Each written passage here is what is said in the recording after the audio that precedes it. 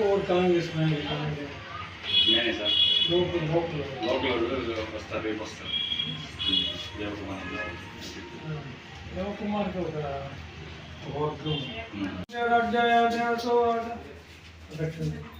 कानकाजी बाबा निर्माण प्रसाद के संतान पक्ष बड़े बड़े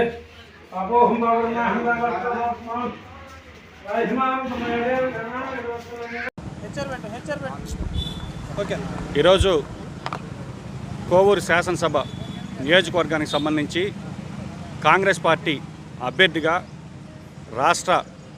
పిసిసి ప్రెసిడెంట్ రాజశేఖర్ రెడ్డి గారి బిడ్డ వైఎస్ షర్మిల గారి ఆశీస్సులతో ఈరోజు నామినేషన్ వేయడం జరిగింది. ఈ కోవూరు కాన్స్టిట్యున్సీకి సంబంధించి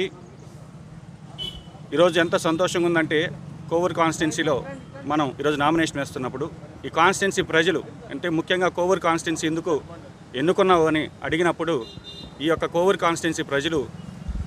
నీతి నిజాయితీతో నిబద్ధతతో ఆత్మాభిమానం గల ఓటర్లని చెప్పి నేను మా పిసిసి ప్రెసిడెంట్ గారికి చెప్పడం జరిగింది. ఈ మాట ఎందుకు అంటున్నామంటే ఈరోజేదో ఈ కోవూరు నియోజకవర్గంలో ఇద్దరు అభ్యర్థులు ధనబలంతో పోటీ పడుతున్నారు తప్ప వాళ్ళకి ప్రజా ఆదరణ లేదనేటటువంటి విషయం స్పష్టంగా కనబడుతూ ఉంది. ఈ మాట ఎందుకు చెప్తున్నానంటే ఒక పార్టీ కార్యకర్తగా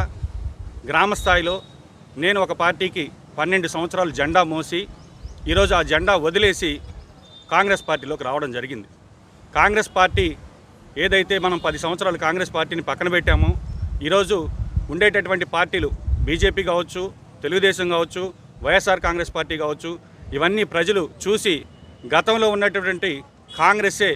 ఈరోజు ప్రజలకు మెరుగైనటువంటి పరిపాలన, అదేవిధంగా ప్రజాస్వామ్యాన్ని, అదేవిధంగా స్వేచ్ఛను, ప్రాథమిక హక్కులను అన్నిటిని కూడా పరిరక్షిస్తుంది. ఇది అన్ని వర్గాలకి సంబంధించినటువంటి పార్టీ, పేద బడుగు బలహీన వర్గాలకి సంబంధించినటువంటి పార్టీ. ఈ కాంగ్రెస్ పార్టీ మళ్ళీ అధికారంలోకి రావాలి, హస్తం గుర్తుపైన ఓటు వేయాలని ప్రజలు ఎదురు చూస్తున్నటువంటి తరుణంలో